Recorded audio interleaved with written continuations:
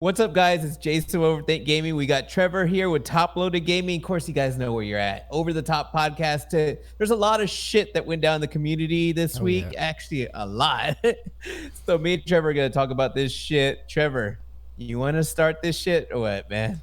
Yeah, let's do it. All right. So I went to work last Wednesday, and I was talking to Eric. We were DMing each other, and 8-bit Eric. yeah, that 8-bit Eric, right? And he was telling me some shit that was happening with Darius, right? And it started out kind of like, okay, let me verify some stuff. Let me look into this. You know, I'll be impartial with it. Let's just fucking look into it. Let's see what's going on between Darius and Eric. Like that's sort of where my head was. Darius Truxton, right? So I told Eric, I was like, look, you need to be completely impartial with me, and you know, I'll look into it, you know. So that's what I started doing, and Eric was absolutely forthcoming. Dude shared so much shit with me, it bordered on insanity, in my opinion. Oh fuck. So after he kind of shared some stuff with me and corroborated a lot of the claims that he was making to me, then it was time to go and check out Darius, you know. And at the time, Darius is like making this claim, like, I was flagged by 8-bit Eric, right? He made I remember that.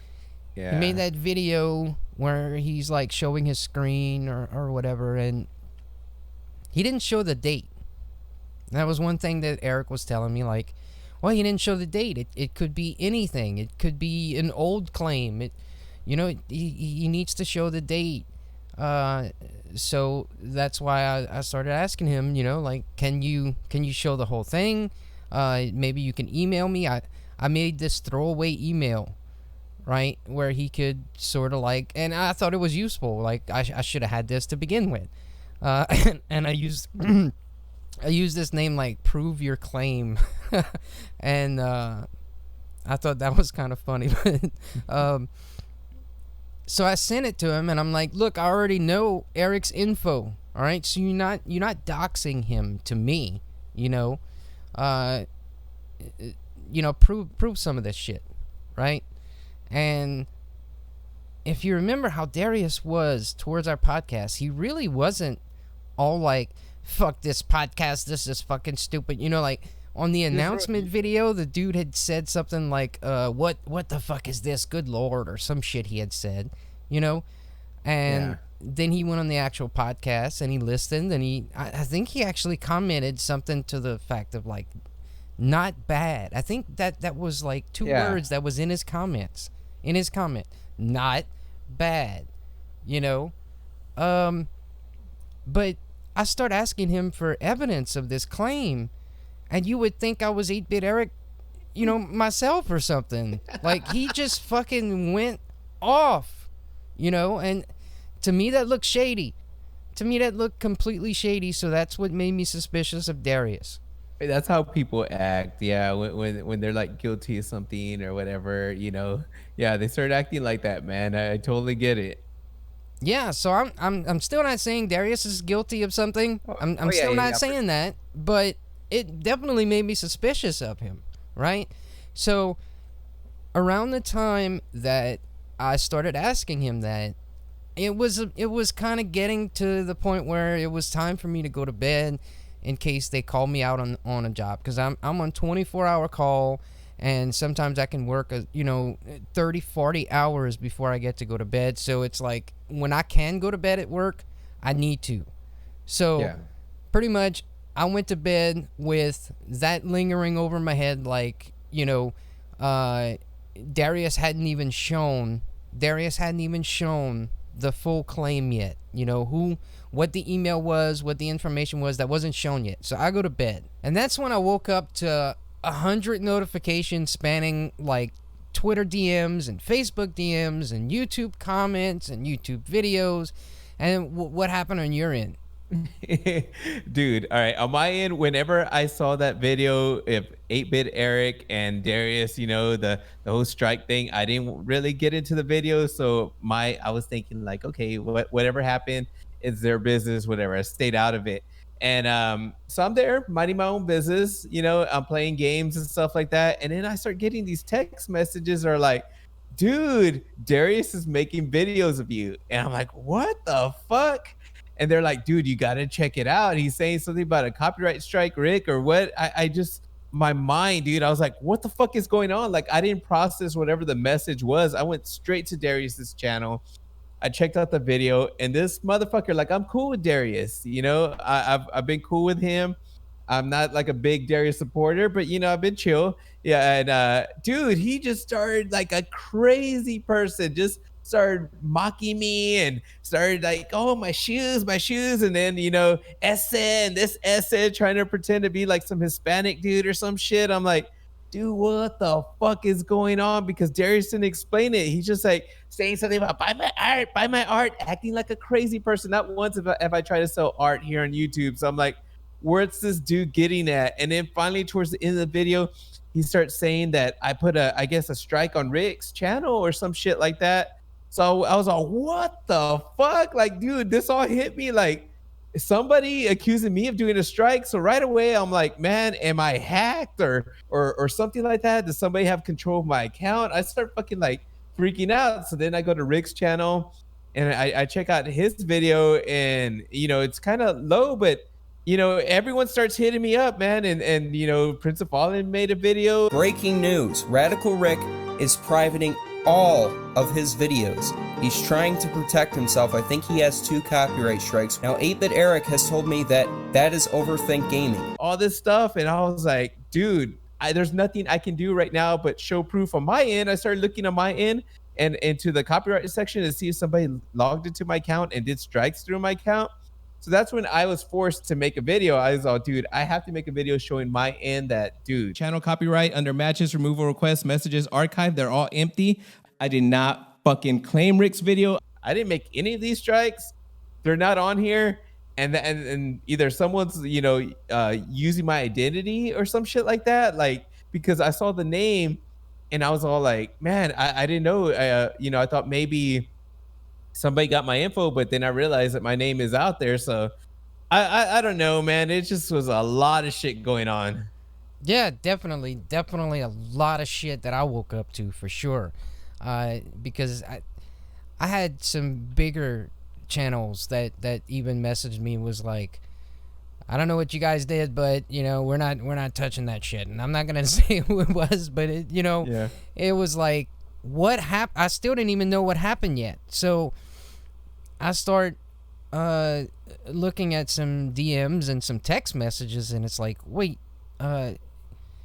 Prince of Fallen made a video saying that Overthink Gaming copyright struck Radical Rick? What? And we just made this podcast and all of this shit, like, and I just made, like, and I'm delirious, right? I'm just waking up. And I'm thinking, like, I just started a podcast with this guy and he's gonna strike Rick? I don't fucking think so. No way that happened. So I texted you. I'm like, look, I'm awake. What the fuck happened? And then I start realizing, like, oh, this is linked. The shit that I was doing with Darius and Eric, this is absolutely linked. I can almost bet you that the same person that flagged Darius flagged Rick, and this is all bullshit. Mr. Top-Loaded Gaming, the fucking garden gnome who thinks he's intelligent. So at that point, the only thing that was known was that someone posing as you, as Overthink, flagged Rick. So we were still waiting for some sort of comment on what exactly happened. And that's when I started paying attention, man, because the whole thing, you had told me your views on the whole strike with Darius and Eric. I didn't want anything to do with it. Now that I saw my name was drug into it, I'm like, all right, I'm listening to you, man. it does sound connected. Like I was all I had no knowledge of what was going on, man, at all. Yeah, yeah. I mean, that has to be said. I was at work, so it's not like I can. I was able to like share everything with you, and then on top of that, like I'm not exactly, um, gonna tell you absolutely everything. There's a lot of private info and things like that. So there's a lot of stuff that you didn't and still don't know about the situation. One thing to consider is that there's definitely people that are on Darius's channel that are at least attempting to dox Eric. And to me, I didn't see them on my channel. I didn't see them on Overthink Gaming's channel. I didn't see them on any other channel except for Darius Truxton's channel. I didn't even see them doing this on Moral's channel. I didn't see them doing this on Rick's channel. Just Darius Truxton's channel. So were they doing that before? Because I have a screenshot of a guy claiming that he had Darius Truxton's information days and days ago. Now, do I know that he has information? It's a baseless claim. I can't prove it, to a certain degree, to 100% certainty. I can't say. But here he is claiming that he has Eric's information, and Darius is like, well, I have Eric's information. Like he said, you have doxed yourself. And Eric, you have doxed yourself by making these false copyright claims. I have all your information, and I have trolls begging me for your phone number. I have people that know you personally, that know where you live, and have gone into detail of what retail stores you live near. I have a lot of information that I've gathered about you, Eric, and it's all about to drop. Did Darius call that number and verify that it was Eric? There's no way, because I saw the number and that's not Eric's phone number. So it's a confusing mess, and I think that Darius has a lot of stuff to clear up. Yeah, for sure, dude. Yeah, I had a conversation with him. I think the Spawncast was going on, and that was Saturday. And I went in there, and I was just actually just messing around with Darius, like talking back and forth, but I was just laughing. And I guess he kind of flipped out again, had a little episode, started thinking I was talking to them or talking shit, because I was actually saying that I saw nothing wrong with Dreamcast guy and his Final Fantasy VII, playing it. I was just playing around, and I guess he took that a certain way that he ended up messaging me, because he has contact with me through Facebook Messenger, and started messaging me some fucked up shit. I'm like, dude, dude, like, what's wrong with you? Yeah, I don't know, man. It's just, and that's another thing, weird. Probably, that no one, I don't think, knew about your Facebook account or whatever, and that's obviously something that any common person that's looking for somebody would look up. Do they have a Facebook, or do they have their YouTube accounts linked to any social media or not?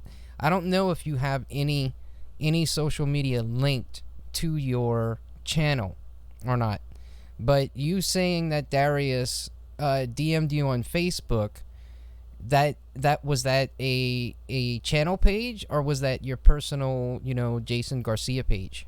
That's my personal page. But I'm not putting any connection with Darius there. At first, I was like, oh shit, like I'm not trusting nobody right now. There is one of my social media does have my name, so I'm like, dude, and I've said it before. I believe in the old video I used to have up, and it's not a big deal that it's like, with the YouTubers.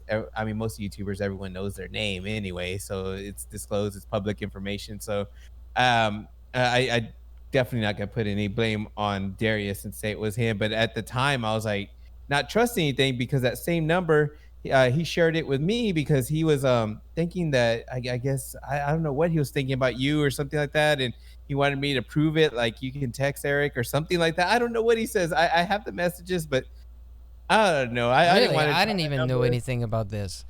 Yeah. Up until now, I didn't know anything about this because Yeah. I was trying to get Rick when all this shit came out. I was trying to get Rick that 4 number. You know, I want to be careful what we mention Yeah. about that because most likely that's a different Eric Perez that just had the bad luck of living in the certain areas in Texas that are in question, right?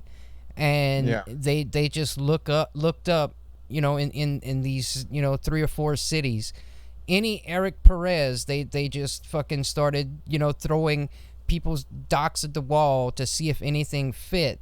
So that number is probably some innocent, not even on YouTube, involved in any of this Eric Perez that was just not involved, right? Yeah. But the point being is that that number was associated twice, once with Derek and once with Darius, not Derek, once with Darius and again with Rick, which at first we thought the claim was just you, right? So Yeah, at that's what first I it was saw. believed it was 2 flags from Overthink. Like, oh shit, Overthink's trying to shut down Rick's channel. Why? Who knows? But because he made how many videos on you? 2 or 3 videos on you, and all we Yeah. did was make the podcast or whatever. So no big deal. I don't know why all of a sudden you'd want to have his channel taken down, but then it ends up coming out. Rick puts the 2 emails out, and lo and behold, it's the same fucking email that Darius had on his flag. Yeah. So it just and completely vindicated the fact that I was saying these were linked, yeah. And the thing is that email of mine certainly wasn't mine. At Overthink Gaming LLC is like, nah. Yeah, that- they that's were both definitely not two mine. generic as fuck emails that whoever did do that didn't take the slightest bit of fucking time coming up with those fucking emails. Like, it's almost like they wanted them to appear fake. Yeah.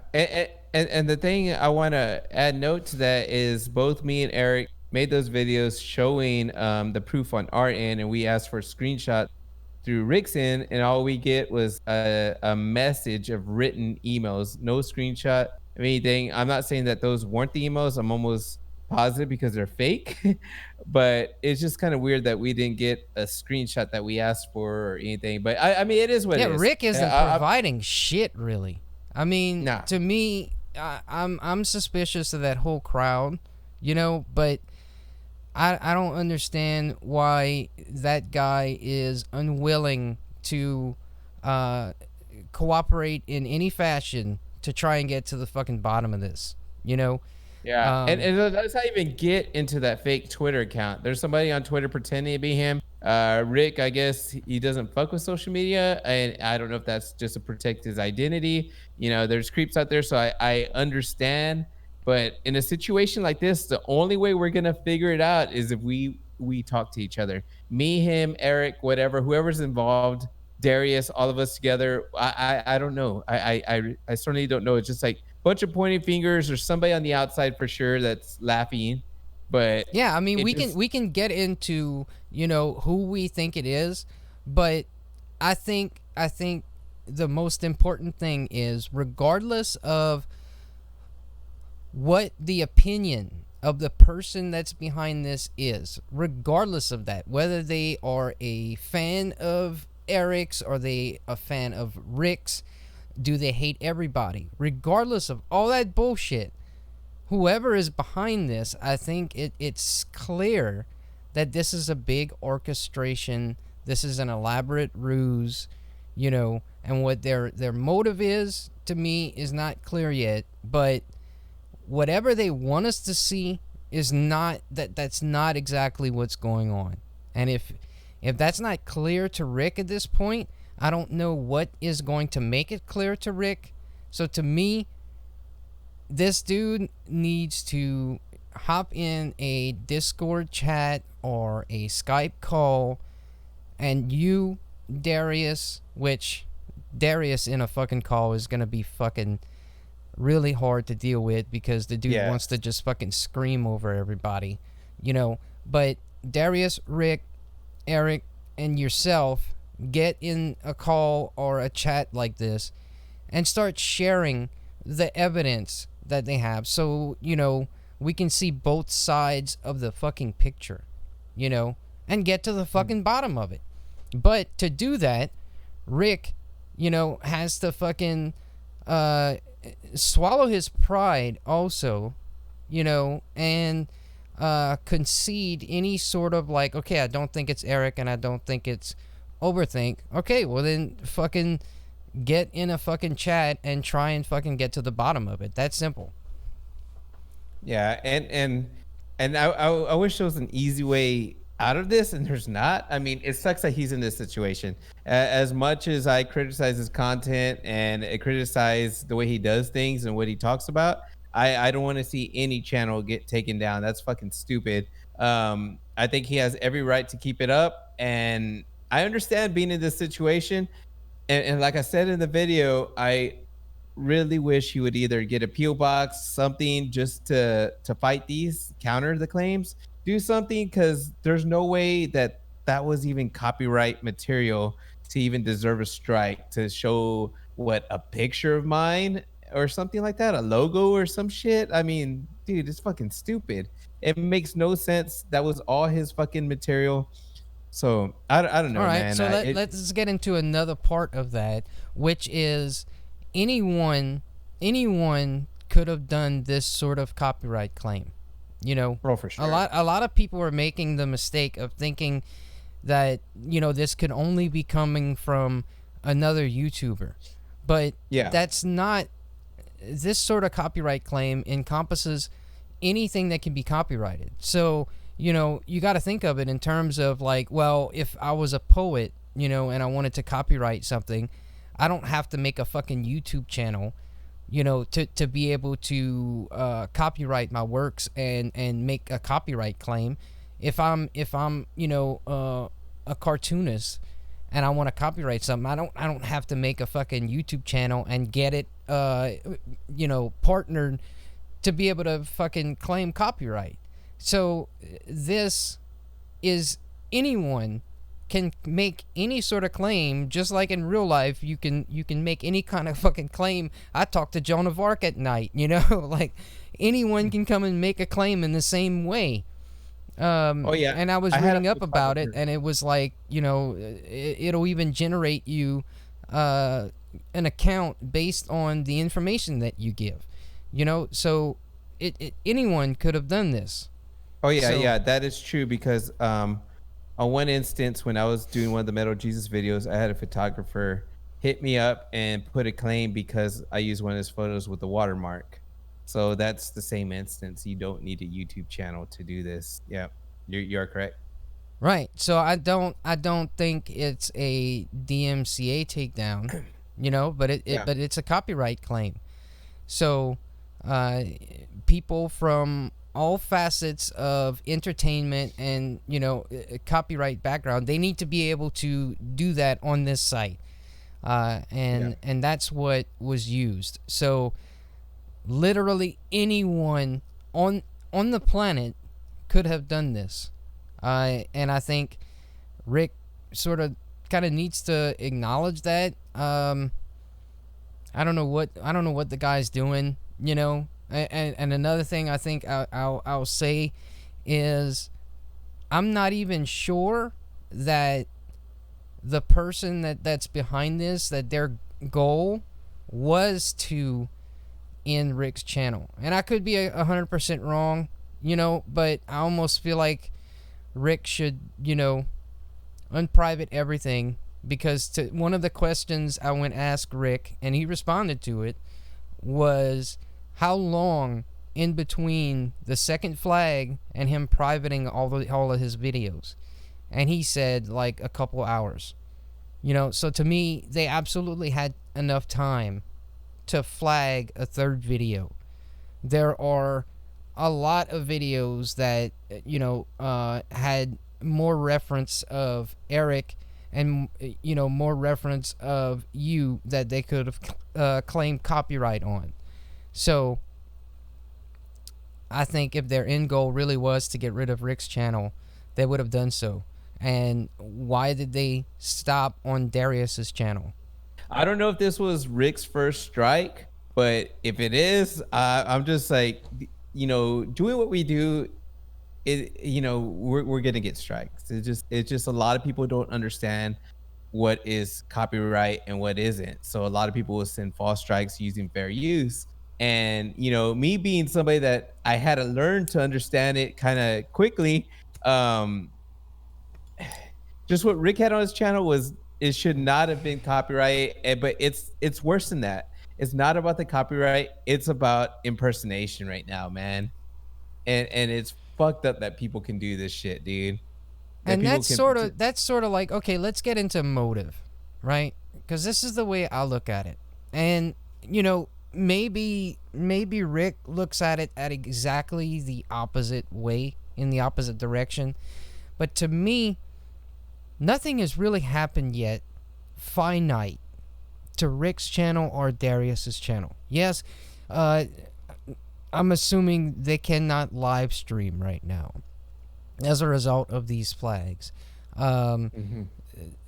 They may have limited options on certain things because of these flags. I'm not sure what the current policies are once you get a flag on your channel, right? So I don't exactly want to talk out of my asshole, but my point is that his channel has not actually been banned yet, and even if it were to be banned, I think he'd be able to get his channel back with the amount of fans and subscribers that he has. I think if he were wrongly banned for fake copyright claims, that both people that were impersonated as putting those claims out, because I don't think Eric would lie and say, no, that was me, I did make those copyright claims or whatever. And you certainly would not take credit. You have denied making those copyright claims. So once YouTube would get involved, those claims would go out the fucking door.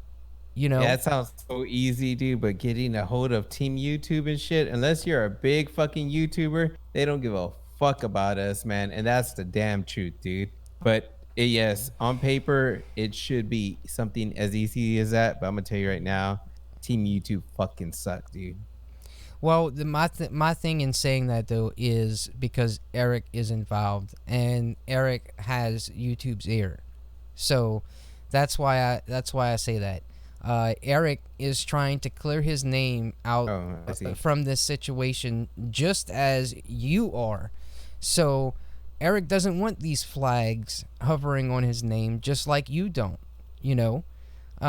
because right now this is like very opinionated. Everybody's got their own opinion on what happened, and there's certainly a lot of people that believe you did this. There's certainly a lot of people that believe Eric did this, even though Rick might come out in a comment. Who's gonna see that fucking comment if he puts a random ass comment on his fucking channel? Who's gonna see, like, oh, I don't think it's Eric or Overthink? You know what, on my page he did, right, which was pretty cool. I know it's not you, but he was thinking it was somebody, I forgot what exact words were, but somebody higher up or something like that. So I know a lot of people put blame on the MCN too, because we did a couple of videos about the MCN, and during the time, man, I didn't know what to think, who it was. Of course, it's easy to blame anybody. You could think of every scenario, and even the scenario including if I did it or if Eric did it. But the truth is, we don't fucking know right now. Right. And but that's why I brought up motives, right? Yeah. So let's say someone who was a fan of Eric's. Well, let's keep it simpler. Let's say that the MCN was behind this, right? in this story, the MCN looks fucking horrible because the first assumption you come to, the first time that Darius was flagged, you come to the assumption that it's Eric and he has all this protection, right? So to me, it's, you know, at face value, it's he's part of that MCN. So if anything, it's making them look bad. And then once Rick gets striked, oh, you know, Eric and the MCN is trying to take down Rick and Darius. They're after the anti-ebegger community, right? So I don't see it being them because I don't think they would take that, you know. Yeah, I don't think it's them at all. So and then, you know, let's look at it from a fan of the MCN, of the guys in the MCN and Eric and all of them. Are they gonna go through and put Eric through the mud and all of those people through the mud to get this done? I don't think so. You know, to me, it either has to be someone on the anti-ebegger side or someone that hates all parties involved. To me, those are the only two possibilities. But the only thing is, like, what I'm trying to understand, if it was on the anti-ebegger side, why would they use Rick like that? Because look at how much he has a victim narrative right now. All right, why would Jussie Smollett fake the shit that he faked? Why would he do that? Saying that he got attacked and they put a noose around his neck, right? Yes. The guy. All right. Yes. All right. Or like the feminists, when they would fake a bomb threat and call it in as a Gamergator or whatever, when all that shit was going on, and it would come out that it was the feminists who did that. But it didn't matter because they got all the headlines afterwards. You know, this person didn't get to speak at their speaking engagement because of all these toxic males or whatever. And then, you know, only a handful of people saw that the FBI actually, investigated, and it was actually a radical feminist that, you know, issued the bomb threat. They still got to play the victim for a day, you know, and got a bunch of people donating to them in the meantime, right? Rick made that video completely playing like this martyr, you know. I think it's very possible. That's my point, is through this story, Eric and the MCN, because of their affiliation and the conspiracy theory stuff, look like shit. If you take it at face value, they look like shit, while Rick and Darius are propped up as the victims. You know? Dude. Yeah, dude. And that's the thing. I know what it's like to have two strikes at one time. If you guys don't remember, I made a couple videos and I was pissed. I made one with the first strike, one with I mentioned it on another video. I was pissed. I had two strikes at one time, but luckily I was able to resolve that because I was able to talk to the people and we worked things out, luckily. But that's the thing, that Rick made that video, and I personally felt like he was playing victim, dude. Near what could possibly be the end of my channel, and I hit 5,000 subscribers. It's pretty funny when you think about it. I mean, it ain't funny, but bittersweet. It might not be the end, I'm not sure. It might be a new beginning, but I don't know. If I was a betting man, I'd say it's probably close to the end. I don't know how much time I have left. I will brag about it. You know why? Because of the way I built my channel. Because of the way I built my community. Love you guys. Take care. He was real concerned about his channel, which I understand. You worked your ass off for it, man. You reached that 5,000, but it just, I felt like he was playing that victim. I'm like, dude, why are you doing this? Like, I just didn't like the way that the tone of that video went, and like at the end, as he had that sad music, man, and he's criticized people for using the sad music. Oh yeah, he was hamming it up pretty hard with that fucking music, right?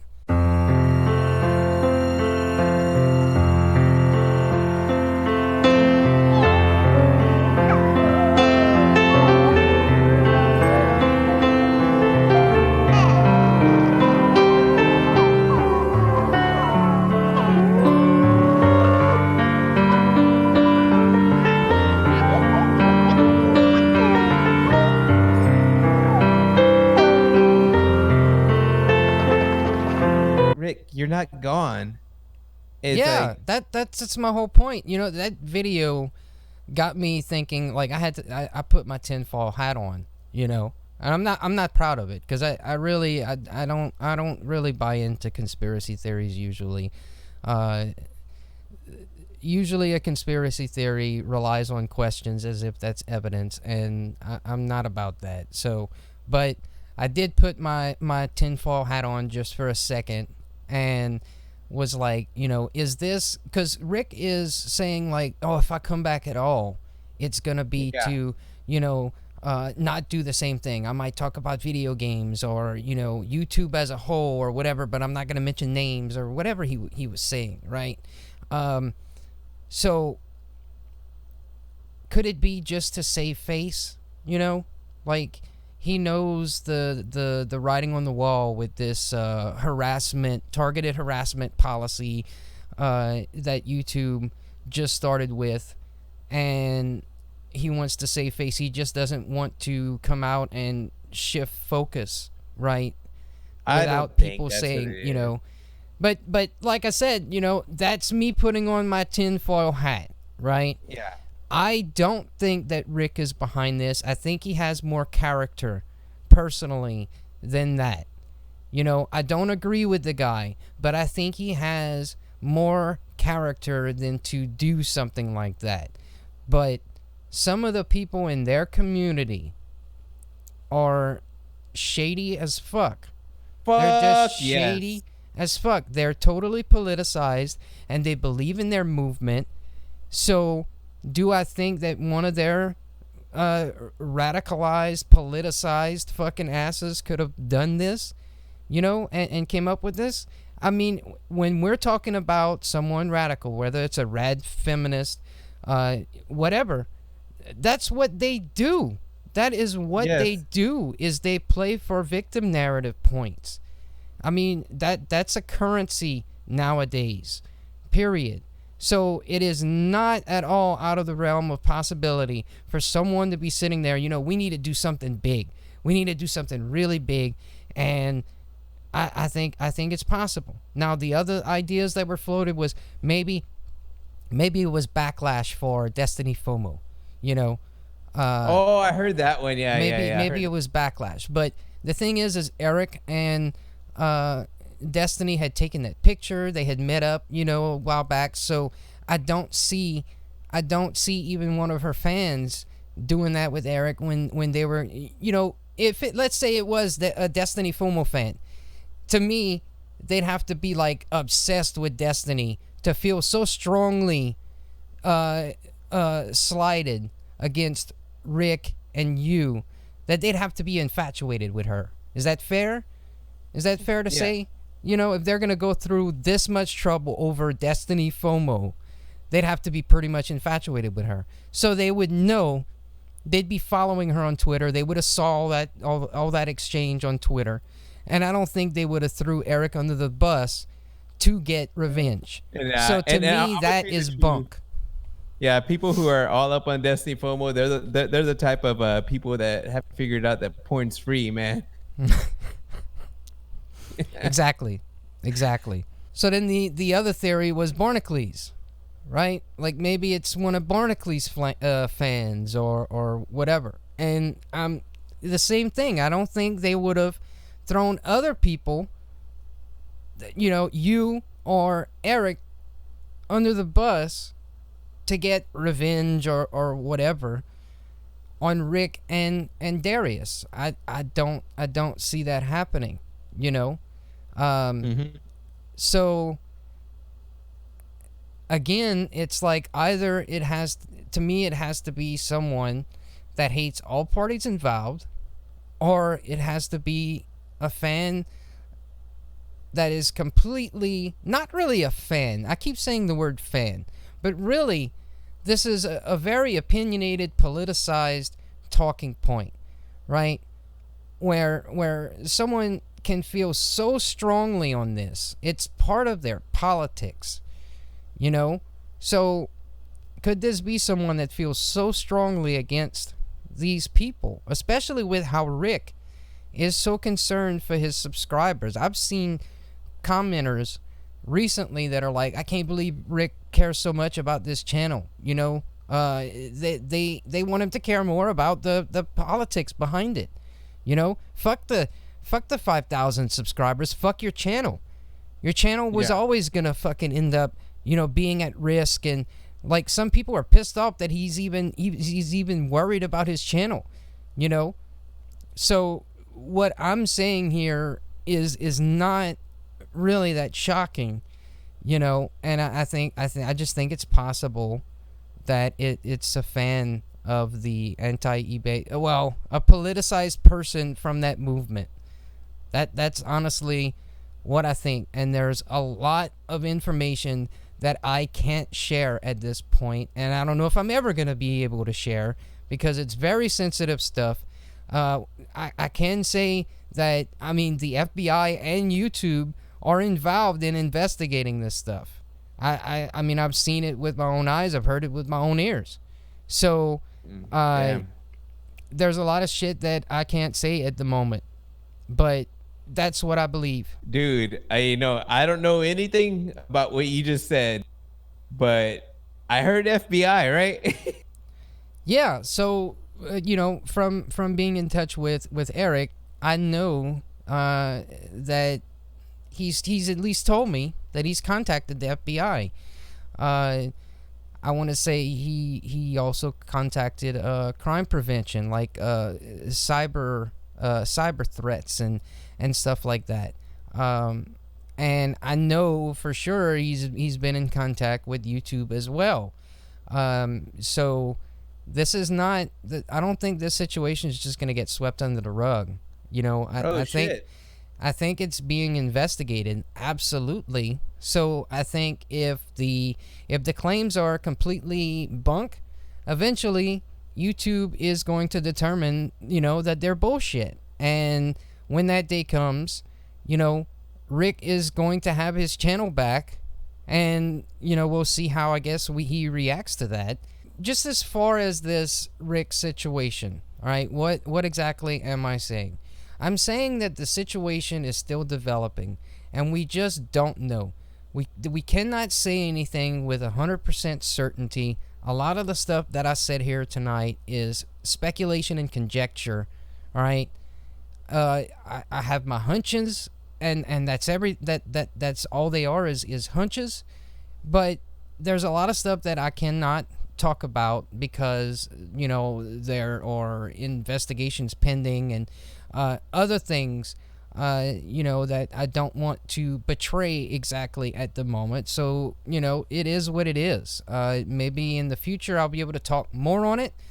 Maybe I'll never be able to talk about it. I don't know, you know, but I can say with the information that I have personally before me that I think there's questions that Darius needs to answer for, because there have been a lot of shady people on his channel attempting to dox Eric, you know. So what's that about, Darius? You know, what exactly is that about?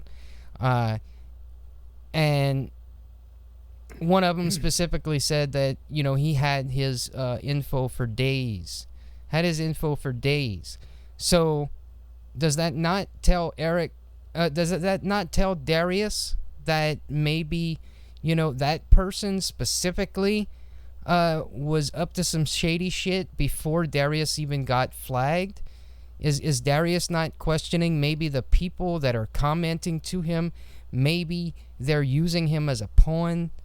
You know, I just question Darius. And, you know, like I said, he was completely sort of cool with us when the podcast released. It wasn't until I started questioning him for evidence on some of the claims he was making that he started freaking the fuck out. So yeah, and I'm suspicious of the guy. Am I saying he's 100% behind it? No. I just think he has a lot to answer for. as far as the content creator, I'm looking at it through Darius. Like, there's a difference if you're communicating with the doxing or if you're trying to stop it. But I don't know. Well, that's the what thing. he's Like, doing. you know, from these screenshots that I have, which I'm no doubt showing some of them as we speaking right now. he is engaging with some of these people, right? And responding positively with some of these people. So to me, it makes him look suspicious. You know, when let's flip the coin. When Immoral is faced with someone talking about doxing or whatever, he replies to them and says, can you please stop that? Can you not do that in my comment section? Whatever. You know, I 100% agree with, you know, YouTubers are not responsible for their audience. You know, I'm not of that mind. I never will be of that mind. But when you are engaging with them positively and you are sort of encouraging that behavior, you look suspicious, period. And you look shady as fuck as well. Fuck yeah. Dude. Check this out, dude. Check it out. Oh, man. Is that the High School Musical, Mike? How do I sound, man? Nah, I'm just kidding. It's not plugged in. Which, Yeah, since you bring that up, let me just clarify on something. Yeah. What we both are sort of saying about that. You know, you can use whatever fucking mic you want. You know, you can use whatever camera that you want. Like, it was just a fun little fucking thing, right? But the thing is, if he's gonna fucking every fucking, you know, hey, to emphasize certain words, like, every time I go to this fucking motherfucking place, dude, don't do that. Like, if you have anybody that comes on your videos and they have fucking headphones on and it's a new viewer and you have a shot of fucking getting them to hit that subscribe button, when you do that fucking they're gonna click off that video. They may, the best case scenario, they may leave you a dislike and then never click on your video again. That's all the fuck I think we were saying. Hey, about we're that. giving free tips, fucking Canadian gamer, man. I don't like the way he makes videos. He makes videos attacking YouTubers, which he deletes them all. So I have no proof of showing them. But what he did was he tried to make a dropping the mic episode on our podcast, and it just so happened that the title is dropping the fucking mic, right? So it made for some fucking glorious humor and irony. Yeah, dude. Oh my god, did I have fun in that video, man? I've heard, like I said, I took it personal because I've seen him do videos on Hancock that were fucking way out of line. You know, impersonating his family and stuff like that, and seen him do it on Riggs, talking shit about his income. Yeah, the dude goes fucking way low. So for him to be able to like fucking complain about anything would be stupid. Yeah. And then when I saw he did a video on us, like, this dude tried to talk about my shit, me first, personally, like, try to talk, dude. I'm like, dude, you don't know shit about what I'm doing, man. Like, dude, stay up, man. You totally crossed the line. You know, stay on. You know, stay in your lane, man. And he talked shit about you, dude. It was our podcast. That was the thing. I didn't really fucking take it seriously because most of the shit that he said was like personal, petty shit. The little bit of arguments that he had, like, he had one argument that he thought he was dropping the meat stick, right? Yeah. You know, and he was like, this guy is calling out all these other people, but he made, look at these fucking videos he made. Look at these videos on Hancock he made. And he thought he was dropping some huge fucking point. And it's like, dude, I made 3 videos on something that was against the fucking law. That was consumer protection laws. That it's not opinionated bullshit. Okay? That's the fucking difference. And also, by the way, Canadian Gamer, those were 3 videos versus 100 or 1,000 covering the same fucking person, covering the same fucking topic. There's a difference. It's called being obsessive versus not being obsessive.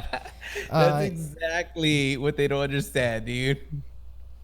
Big fucking difference, all right? But that was one of the only single arguments the fucking guy tried to make. Other than that, the video was just like, fuck you, fuck you, fuck you. Okay, so I didn't even really take it fucking seriously, but I tell you one thing I fucking did notice for sure in that fucking video, because I used to play fucking Rock Band a fuck ton. I noticed he had a fucking Rock Band mic. And dude, how long did we fucking laugh about that? Dude, I have never, dude. I laughed so fucking hard. My stomach was hurting, dude. Oh my god. So what I decided to do was do what he tried to do. He tried to make a dropping the mic episode. Like that's literally what he thinks he did. He thought he was funny. He thought he was proving a strong point, and he just thought he made a good video. So I said, you know what? I'm gonna do exactly what he wanted to do to us, but do it to him. All right, So and let me be yeah, real for a second. Let me be yeah, 100% real. When I watched his video, right, I legit fucking laughed when he showed the clip at the end with the old ladies gossiping. yeah. I was at work when I fucking first saw it, right, and I was in my room, and Yeah. because I got to stay there at work, right. I fucking laughed. I think I woke the guy up sleeping in the next room. I laughed so fucking hard and audibly, I laughed out loud, fucking hard. But the thing is, he's calling us gossip this and gossip that. Dude, our fucking podcast was engaging your guys' ideas collectively as like a community. So if it sounds like we're gossiping, maybe it's because that is what your community does completely is gossip. The lack of self-awareness is fucking unbelievable in my mind. So when I see this guy claiming that we're like old ladies at the salon or at a book club or whatever, just like gossiping, I fucking lost it. The dude made me laugh. I can't fucking hide it. But that was it. That was like the best part of his video, other than the rock band Dude, mic. I just think the dude's trash, dude. And like I said, he's got potential to get good later. He seems like he probably has a decent personality, but as far as making fucking videos, he's fucking trash, dude. I'm not gonna fucking say he's funny. You may think he's funny. That's your thing. I don't think he's funny. No, I he think was everything funny. He fucking- was funny in a ironical way because Yeah. he was saying like all these girls are doing is gossiping, Yeah. but that's actually all they fucking do, right? So he was unintentionally funny, right? Yeah. Sort of like I get it. a broken clock is still right, twice a day, Yeah. sort of thing. All right, cool. You want to bust balls, we're gonna fucking bust balls, right? You wanna fucking jump in with us, then sure, But Yeah, then what does yeah. he do when we bust balls? What the fuck? What happened with Yeah. all that? I went to his channel and I saw he had made a video, whatever. And I'm trying to remember exactly what the video. I think he was encouraging people to come to my video and downvote, dude. He was encouraging that. I got a lot of downvotes, and of course, I know he's not gonna want to hear this. It's because of your community. They fucking all stick together, whatever. They did it in the Hancock videos. They went and downvoted all the Hancock stuff for no reason. They came downvoted me. I don't care. It's all engagement. They don't understand how that works. Anyways, so encourage people to come downvote me. I saw people in this comment section like Ken's Games and that said done, whatever. And I'm like, dude, I thought me and Ken were fucking cool, like whatever. I mean, Yeah, we're not so cool, did like I. we talk and stuff like that, but I've always thought he was a nice guy. I like his content, and I've always considered Ken like a really nice dude. Well, we all just did a fucking collab video not that long ago on my channel that me, you, Oh, and, shit. and Ken all took part in. Right? Oh, that's right. That's right. Yeah, Ken was in that. Yeah, because yeah, that's right. he's been friendly with my channel. I like Ken's Games, dude. He does really good content. He's a funny man. I just like him, dude. He has good comments, and I saw him being one of the first people on there to say you should flag him with a copyright strike for using your material or what your content. And Canadian Gamer responds, I just did. So what I do, I was about to go to bed. I screenshot that, fucking threw it up, right?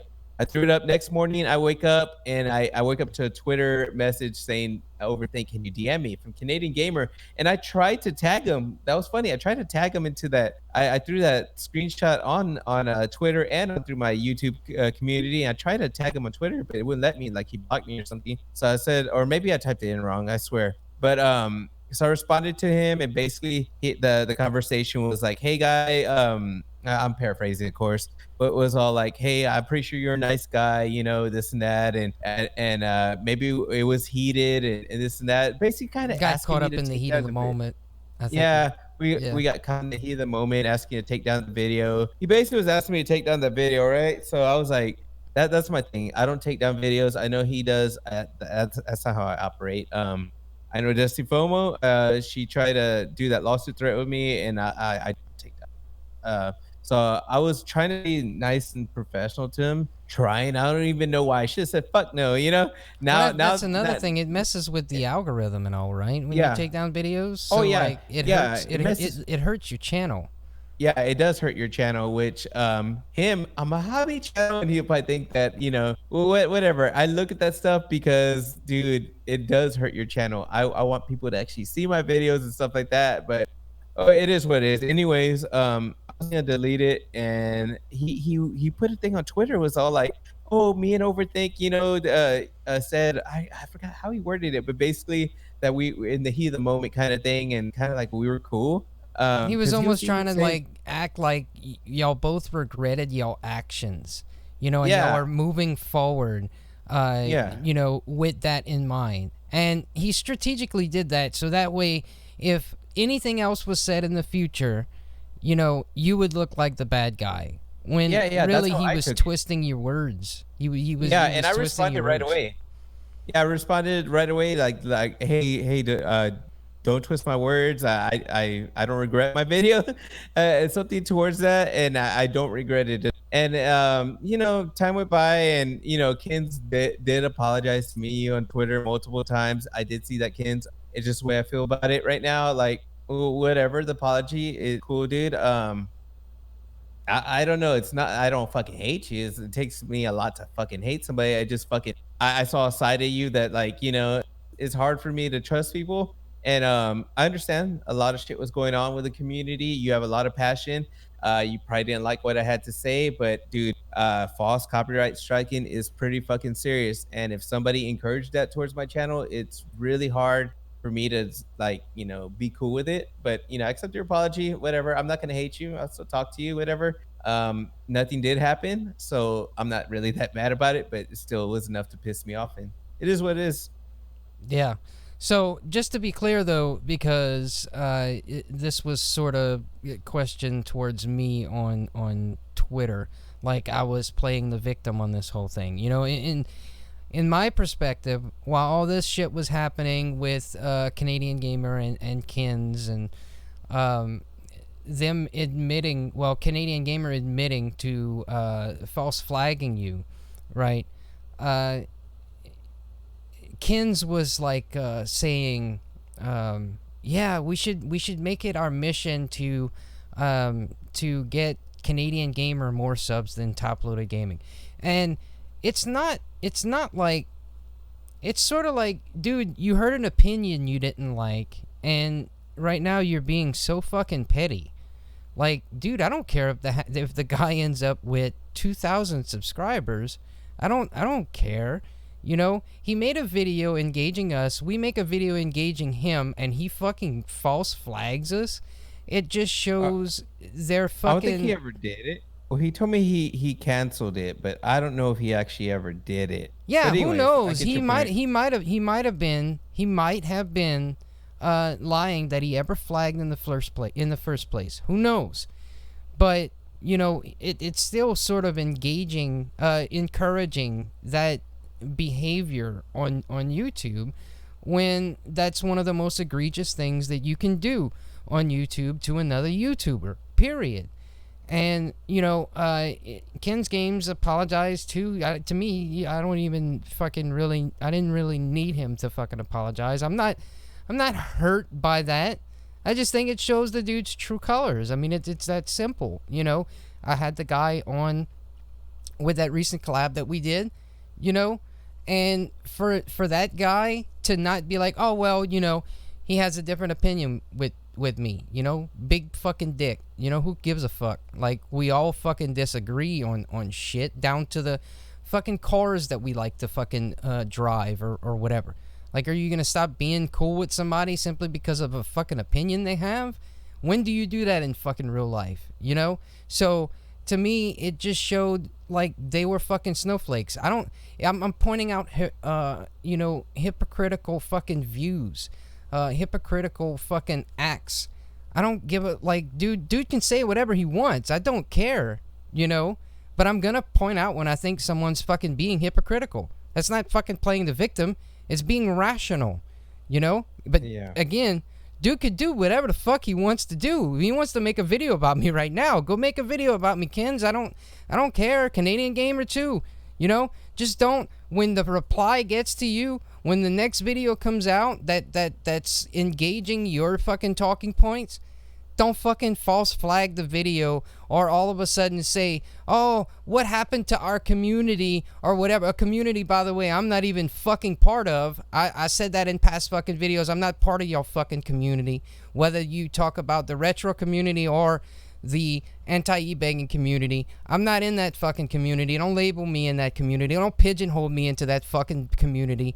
I'm not part of that shit, all right? So make your videos and I'll make mine. It's that fucking simple. Dude, enough about this shit. Let's talk about fucking games, dude. Let's talk about that instant with Mike Matei, the one where he went on Twitter and he said that shit about beating games, you know, with save states or you know, using them on the NES or Super Nintendo on the Switch or anything that was save states, basically. Like if you're playing emulators, that you're not beating the game, man. I know it's an old subject, but dude, it's fucking funny because people got fucking pissed off by it, man. They were all mad. A lot of people got pissed. A lot of people got pissed. But I think it was mainly people who use save states that got pissed. So what do you think? I'm gonna save mine for last. What do you think? Dude, I'll try to go over this as fast as I can. You know, if you don't know me, I play a lot of digital games. I love digital games. I play a lot of ROMs, a lot of emulators, but I do have a love for physical. When it comes to the Switch, I buy a lot of stuff physical. But old school, that's the main point I want to stick on. I do support ROMs. I do like the rewind feature, and I do believe it gives a lot of people the ability that don't, and you know, people that don't have time, and the younger generation that doesn't have the attention span to keep on one of those old school games, to keep playing it. And I think it's okay. I think it's okay. Now, as far as Matt Matei's point on you didn't beat the game, I agree with him. That's not how the developers made the game. You didn't fucking beat it. Like me, Metroid, I fucking say I beat Metroid. Yes, I beat it. But if a hardcore person, I beat it on the Game Boy. I'm sorry, on the 3DS. I went ahead and bought it through the eShop, through the Virtual Console, and I beat it. I was like, dude, I never beat Metroid, but I use save states. Even though there's save parts in the game, those certain parts I saved like without finding a save state because it was faster. So I don't know, man. I just felt like I beat it, but in a way, if someone hardcore came up to me, I'd be like, nah, I didn't, you know. So you see, like Metroid, I think it would be a little questionable, you know, because there are Metroid, there are save states, but you just have to get to that room to save, you know. So there's that angle, but like on a game, like, and don't get me wrong, I still wouldn't do it myself. Even on Metroid, but I'm fucking hardcore into this, like Mike is or whatever, you know. But I guess I look at the example more like playing a Gradius game or a Contra game. You know, if you start Contra and you're using rewind or you make a save state. I just got through this hectic part. Now I'm saving right here, you know, and then you go through this next hectic part and you keep restarting at that one fucking point. Like, you know, when you get to the end, you didn't fucking beat the game. I beat the game, but you didn't, you know. And people can do that and it's fine. But you don't have bragging rights over that fucking game. You just don't. It's not the same thing. Yeah, and that's where the problem was, that they were saying that they sounded entitled and stuff like this. And I mean, I agree with them. I agree with them. You didn't beat the game, but then also the other side that, yeah, you did. You beat it, but you can't. I feel like you experienced. I feel like you experienced the game. Yeah. You experienced the game. You didn't conquer the game. You didn't beat the game. You might not have the time, but I mean, even like when Smash brought it up, he almost sort of like said, well, some of us don't have time, you know, with our lives or whatever. And to me, nah, come on, Smash. I don't agree with that. Like I just agree because with I can Smash, beat though. just because I can beat Contra and fucking Gradius. I mean, I got fucking kids. I got a fucking wife. I got a fucking job where I'm going half the time, and I can Yeah. still beat these fucking games. Yeah, but you know those games because of muscle memory from when you were a kid. You Fuck studied no, I the didn't game. start You beating know where those the games enemy- until recently, dude. Don't give me that shit. I didn't start beating those games till recently. Matter of fact, Bullshit, matter of dude. fact, You beat I those didn't when you were start young. beating Mike Tyson's Punch Out. It took me 17 years to beat that game because I had lost the game, and I didn't get that game back until Animal Crossing on the fucking GameCube. And I had never Animal beat Tyson Crossing? before that. Yeah, Animal Crossing. My wife played Animal Crossing, and in that game, you can Yeah, I you know can dig you up can unlock games them. and all that bullshit. So I didn't beat Tyson until I had the game again. And then Gradius 2, I didn't even have that game as a kid. That's a fucking Japanese game. Contra, I didn't own it, so I didn't have it as a kid. Super Contra, I didn't own it, so I didn't have it as a kid.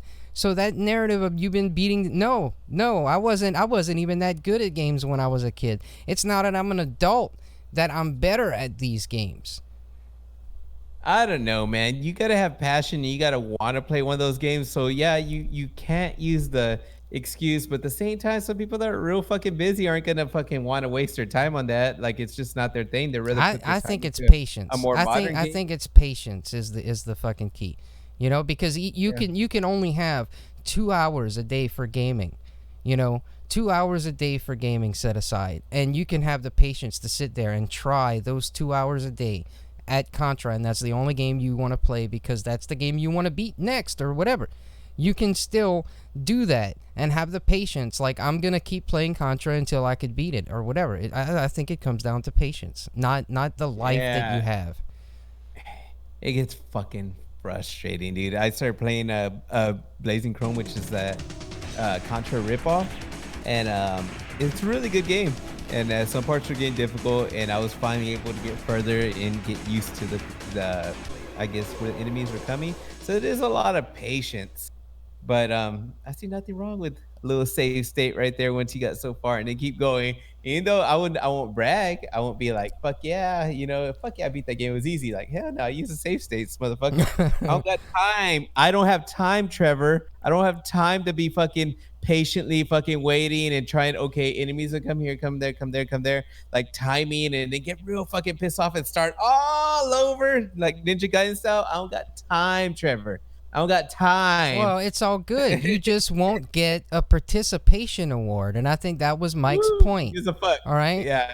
You know, Yeah. like the new era of everybody gets an award, everybody gets a trophy.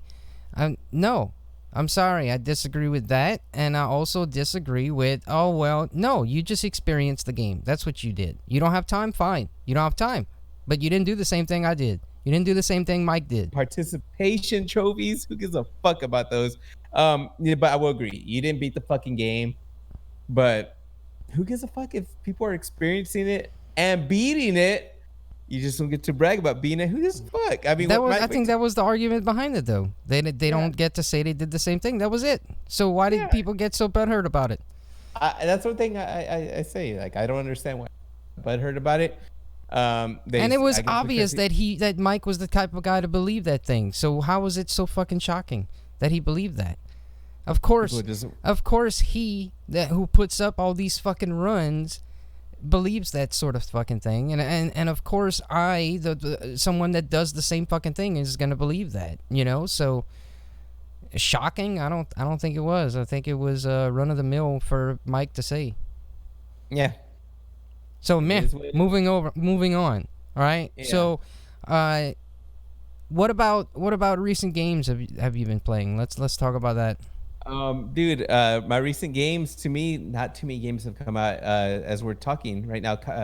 Dragon Ball Z Kakarot's coming out at midnight, I think, and I have it pre-downloaded already, so I need to play that game. But as far as recent games, I did a while back get Need for Speed Heat, so I'm playing that. I play Call of Duty almost every night, which I should have played tonight. I didn't. So I'm always playing Modern Warfare with my friends online. Definitely hitting that up. And then the other thing that's taking up a lot of my time is I modded an Xbox, got back into that, and I spent a lot of time modding. Actually went in there, soldered like LEDs. Like I made a little LED ring. It was kind of crazy, man. I had to make my own little circuit because I couldn't find anything online that went the way I wanted it to. So I soldered resistors and everything to them, got that working. LEDs to the power light, LEDs to the controller ports. Yeah, dude. And then I upgraded the hard drive, started adding all these old Xbox games in there. I have a bunch of old school arcades, the CoinOps 8. That's a fucking awesome arcade emulator. It's got everything in there, man. It's got emulators for arcades.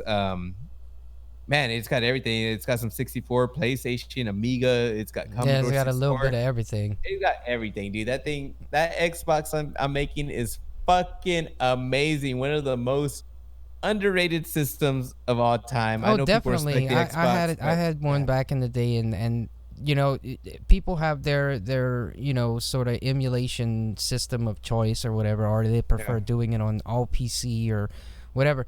But to me, over all the years using the NES Classics or the SNES Classics or the PSP or RetroPie or whatever, to me, my favorite experience was with the Xbox that I had modded in the same way. It was dude. fucking awesome. The amount of Yeah, fucking arcade games that I got experienced with, to be able to just try. Like, what arcade game you want? Just fucking scroll through. It takes like an hour to fucking scroll through all these fucking just the arcade games. It was like, man, this is fucking amazing. dude, it's So amazing. I got to get one back. Mine crapped out on me. I got to get another one. But as far as like other games that I got recently, I recently got a few games. A lot of them are for the Switch, but the first one I want to talk about is Death Stranding because I think we both got to play that recently. You didn't really get Yeah, to play it all or whatever. Uh, yeah. you have I an don't have opinion on it? time. All right. So I went into it wanting to love it, and maybe that's the reason why my opinion is the way it is. I didn't get too far. I want to say it was like chapter 3 or something, but to me, that's a long time. I don't spend a lot of time in open world games. It's really hard for me to do that, especially with other games I'm playing. But I rented the game, so I just put in as much time as I could in those 3 days, whatever it was, and I fucking enjoyed it. I should have bought it. I think Redbox right now is still having the sale on their games, like really cheap. You could pick up Death Stranding, but I fucking enjoyed the music. I mean, I know a lot of people criticize the music that was put in there by Sony. Um, I fucking liked it, but I didn't get as far as you got, and I didn't get the bike. I'm not no professional at open world games. I couldn't figure that shit out, but I fucking enjoyed every moment of it, and I wasn't doing too many side missions or anything, but I don't know, man. I just enjoyed it. I do understand the criticism why people don't like it, but what I played, I enjoyed it. Right. And I had mixed feelings both times I played it because I played it twice. The first Wow. time, I played it, it I liked it. I did. I liked it at first. I liked building the roads. That was one thing that I liked. And one thing I did when I played this game was I didn't play online.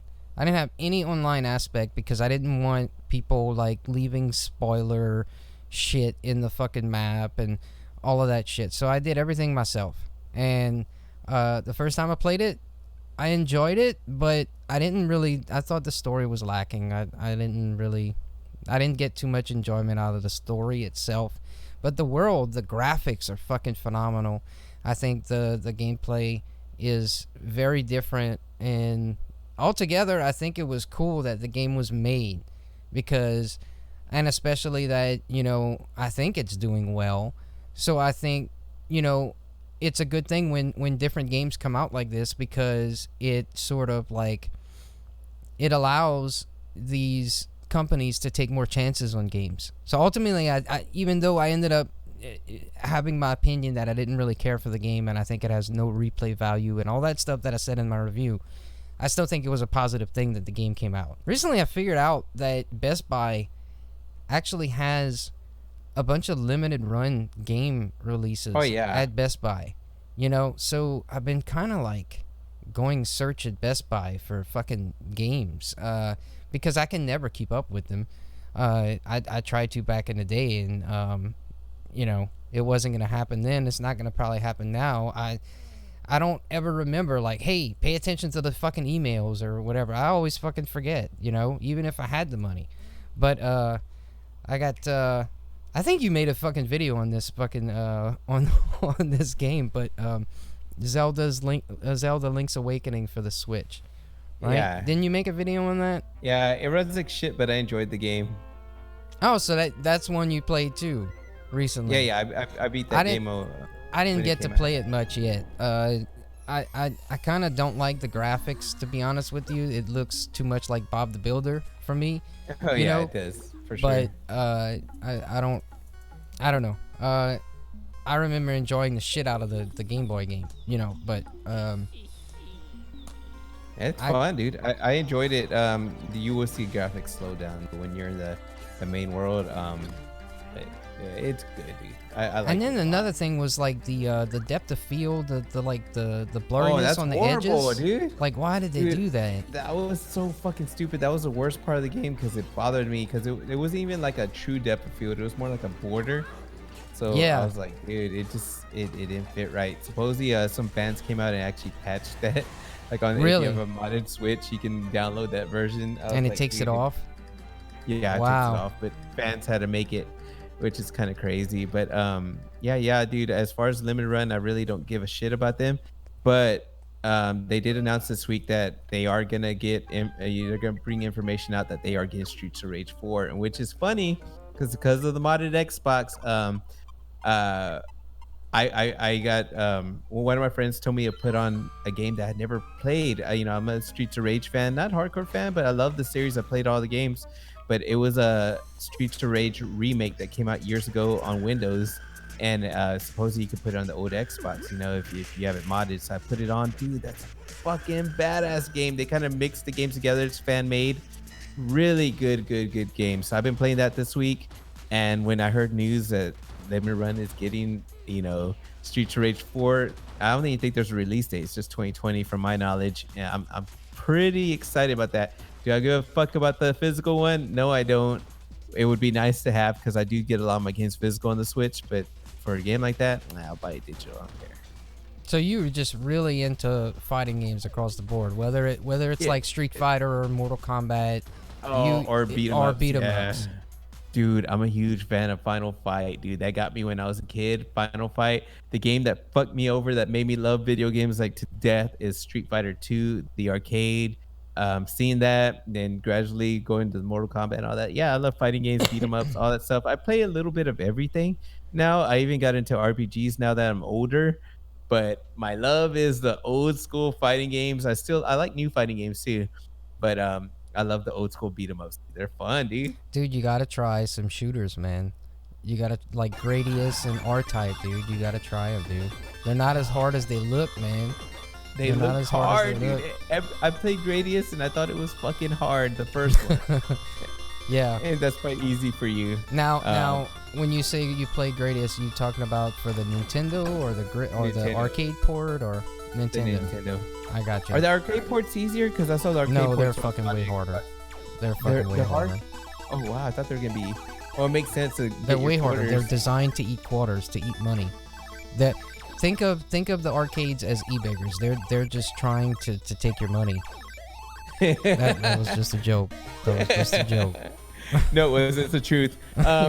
Dude, wow. So does it give you a continue, or do you have to start the stage all over after a quarter? I'm not sure. I've never actually had a Gradius arcade anywhere near me, but I think on Gradius it starts you over. It starts you over. If it doesn't start you over, it would be fine because I know a lot of the Neo Geo games have a shooter that I really like on Neo Geo. Shit, I can't think of the name right now. But there's a shooter. I have it on the little Neo Geo Mini, and I've played it. I played the ROM too. It's a really good shooter, but that one's really cool because you get to, you get free quarters and emulators.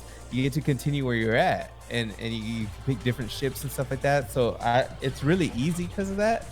And that's why I was wondering if Gradius was easy because it let you keep continuing where you're going. No, I don't think so. I'm pretty sure I played the shit out of Gradius while my Xbox was working, and I think it was set up like I would hit the little white button. I have the little white and black button on the Xbox controller. I'd hit the white button. I mean the clear button to get another quarter. And I think the way it worked was like it would give you maybe like 3 lives per quarter. So I think when you die, you start back at whatever the checkpoint is, and when you're out of lives, you got to put in another quarter. No, you can't keep going. Like Gradius 5, it's kind of like that. You die and you stay where you're at, and it happens in real time. Is Gradius owned by Nintendo or no? I don't even know. No, that was not, Konami. Right, Konami. That was right, Konami. it is Konami. Yeah. Yeah. Right when I said that, I was like, no, it's Konami.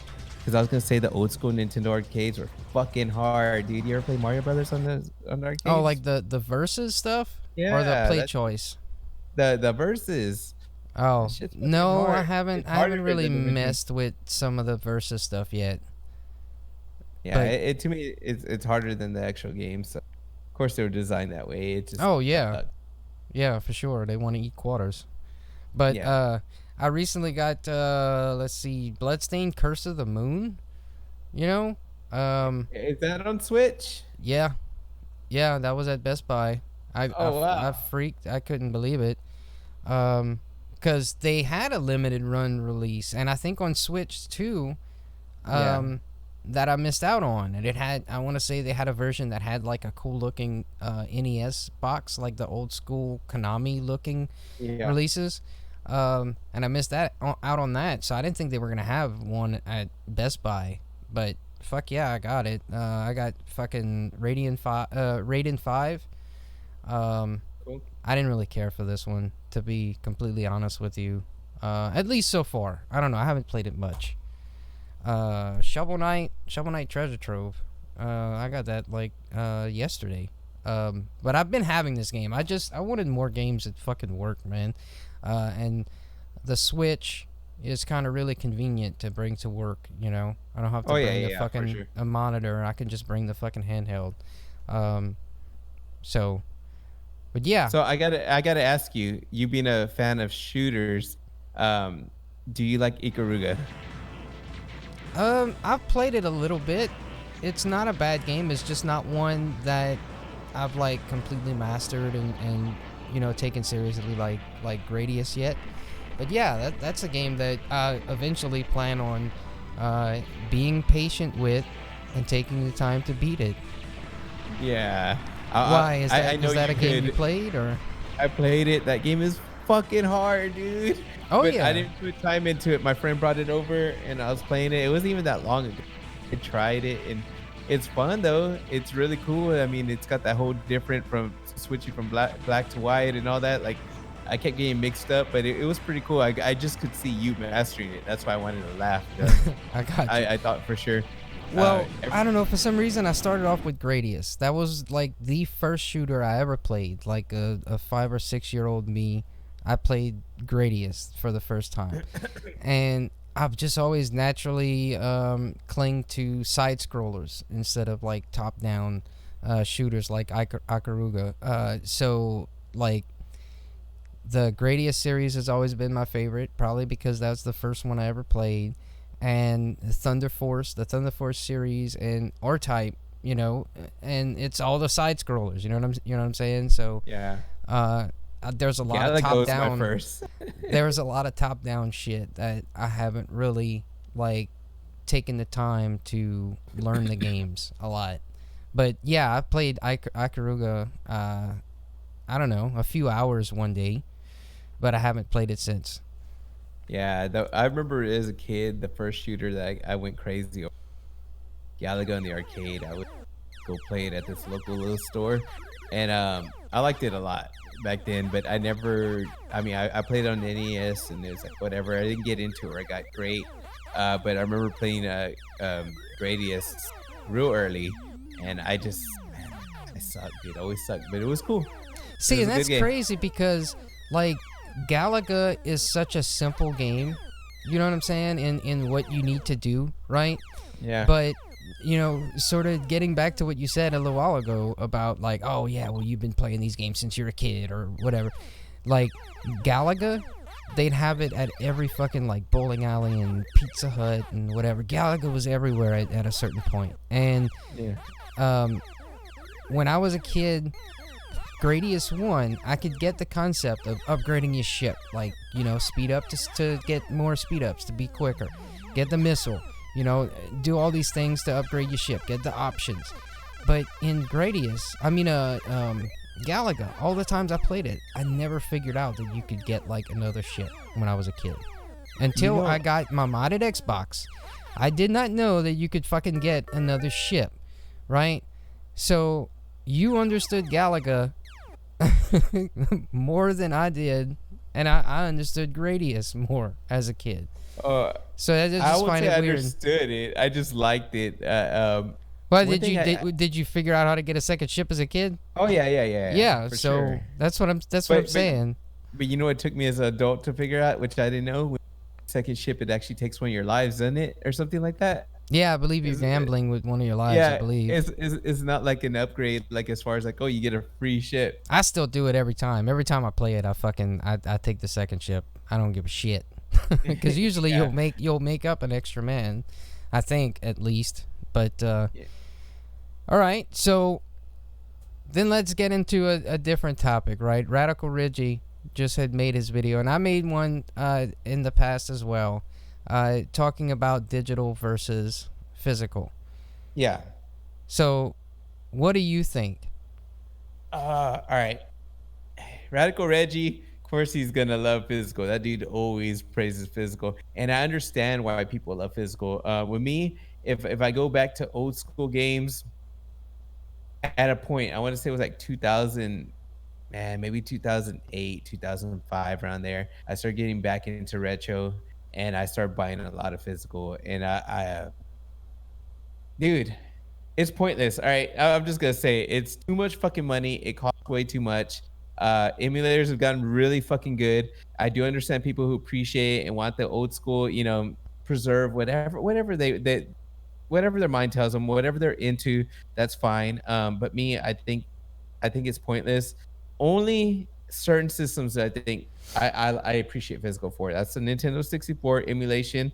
Has never been good for that. People who play Sega Saturn know the same thing, but I'm not into the Sega Saturn. But as far as me personally, like if a system emulation fucking sucks, like the 64, I understand why you want to get physical on that.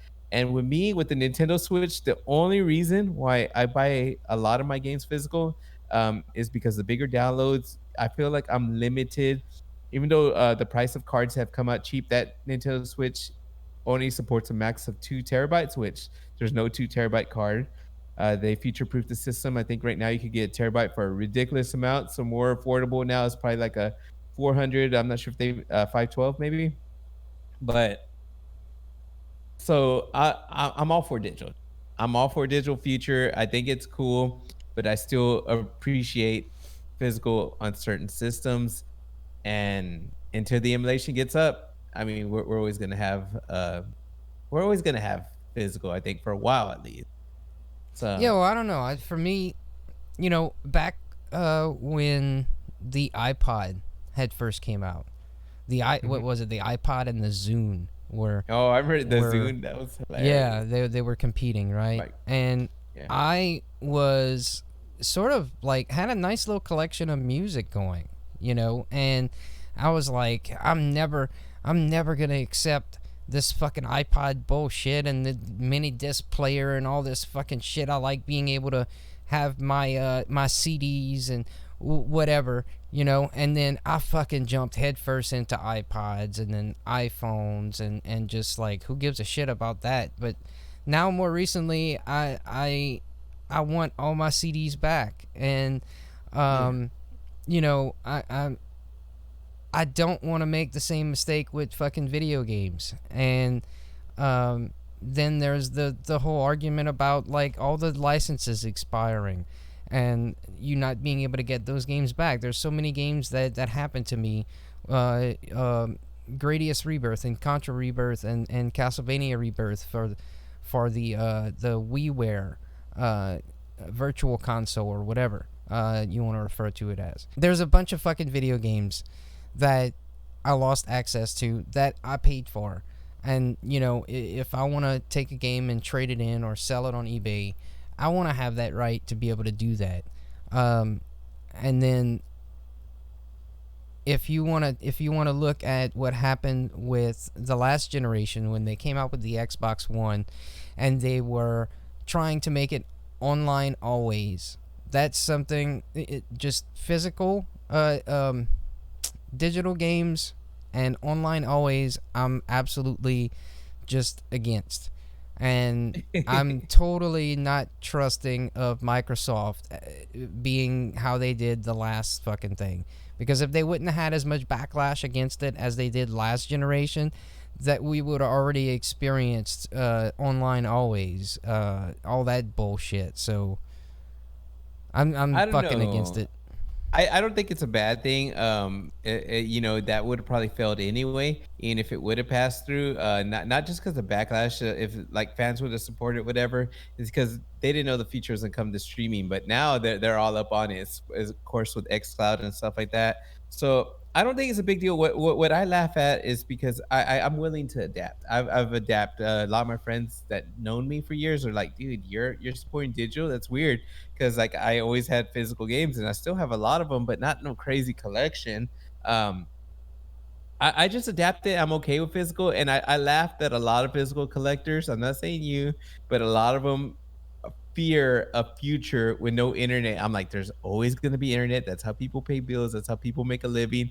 The future is going to keep growing. All these games that went away, you're gonna it. Maybe it's because I do a lot of modding systems, a lot of ROMs. You can find them. You can find games that you would have never found. Like one of the games, an old arcade that fucking sucks now. But one of my childhood memories is playing a fucking arcade at fucking I would always play as a child. It was called Marshall Champion. And then when they took it away from that grocery store, I was pissed. I could never play that game. So I waited and I waited. I could never play it. I finally found the ROM. I don't know how old I was. I was really an adult. And I could play it on my PC, but that was it. I could never play that on console. I've tried it with so many ROMs, it just doesn't work. So finally, now the Xbox is the only system that, yeah, that even my Raspberry Pi, nothing could handle it, but the Xbox can. Um, it's just like that. That to me is an example of physical. It was an arcade. It was a huge thing. It was physically there. I can still play it. Those WiiWare games, you can still get them. Well, did you ever get an Xbox One? Do you have an Xbox One? Did you ever Yes, I have have one? one. I had one, and I ended up getting one recently. So you never experienced like having to sign in to be able to play a game and connect online because you Oh yeah, didn't go offline or whatever. Like I've always had internet. imagine taking your console to work with games that you bought and paid for, and for whatever reason you didn't update it, but now you can't access the fucking game or whatever. Maybe your Xbox crapped out on you, and you go to fucking take the new one, and you forgot, like, oh, I gotta fucking sign in and all this fucking bullshit, and they don't have internet at work.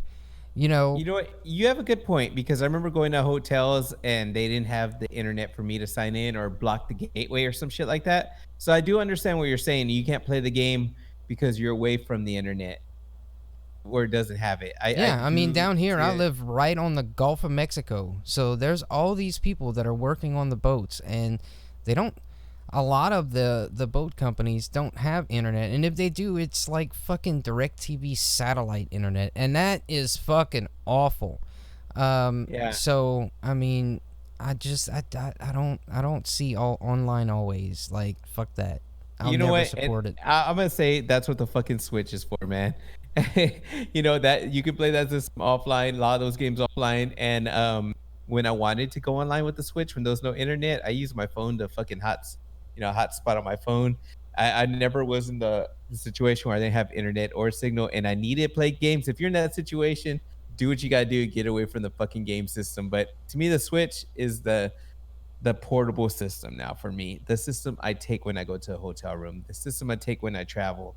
When I went on my cruise and when I just took that trip, to Cancun, I took Switch because which my friend took the PS4. We ended up getting on the internet there. I didn't think the internet would work out there, but it did. Um, it's not a big deal, dude. You could go without playing games for that moment till you get back home, or take a system that's portable. It's not that big of a deal to not be online. I'll take my Xbox, that has all those old games, that there's, I don't know. That's just me. I don't see the big deal. Like, I can wait, patience, as you say. Yeah, I think if you're going on a vacation, that's a fair point. But if you're going to work for 28 days at a fucking time, and you only off 14 days at a time, because that's a fair schedule here, 28 and 14. Some people even work more than that. They'll stay on for 6 months and stay off for 2 months, and the console that you spent $400 fucking dollars on has an issue working every time you go offshore. Like, that's an issue, But to be fair, that's not me. I'm not facing that issue, but I have faced it before, and it sucks. But at any rate, I think we pretty much said everything we're gonna talk about tonight. So I think we'll catch up with everyone next time. All right, sounds good. Take it easy. Sleazy. Go fuck yourself, Jason. Fuck you.